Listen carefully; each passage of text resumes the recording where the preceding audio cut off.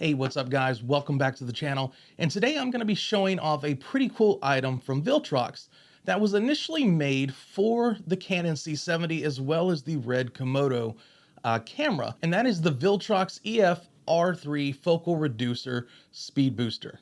Now, both of those cameras utilize a crop sensor as well as an RF mount. So what this item was meant to do for those cameras was let you put an EF lens on both of them and reclaim some of your focal distance that you're losing by going to a crop sensor. And one of the other things the speed booster does is also increases the light transmission, which gives you a lower f-stop. Now, when I saw this item come out as an R5 owner, I wanted to know how this would perform on an R5, which is a full frame camera when shooting video. Now, the lens that I'm using to test this is going to be the Canon 16mm to 35mm f4 EF lens, which is actually what I'm using on the camera right now, plugged into the Viltrox speed booster. Now, I'm not using this in its full frame mode. That was never my intention, because when you put something like this on a full frame camera, you're going to get round circles around your image. However, I found the best use case for this focal reducer is to enable the crop mode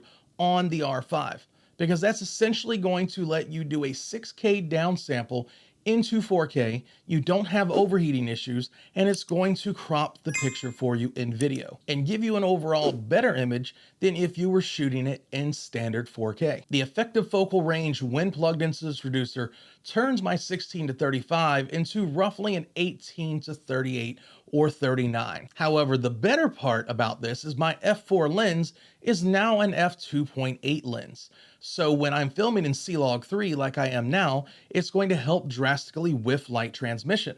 Now, if you're using an EF lens that has an already smaller f-stop to begin with, you're going to get even better light transmission. Now, I currently have this lens at the angle you're seeing now at its most zoomed in range, so I'm at about 38 millimeters. Now let's see what it looks like at its full range in crop mode.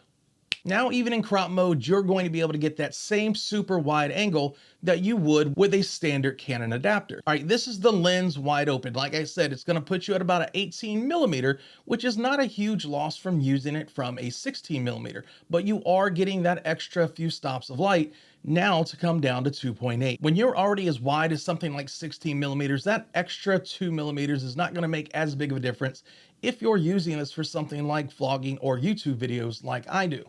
Now, let me zoom this in a little bit.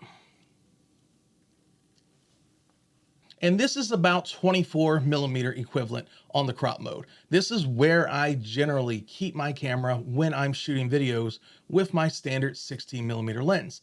Because with that lens, once you go in the crop mode, it just automatically goes to about 24, and that is also a 2.8. But now with the Viltrox speed booster, I can use it on my 16 to 35 and still get similar focal ranges, except now I have the options of being able to zoom in and out, which I could not do on a 16 millimeter prime. And if I did want to use a lens that zoomed in and out, I had to completely redo all my lighting because I was stuck at f4. Now, if you're somebody who does a lot of cinematic style video with your R5, this might be an adapter to look into.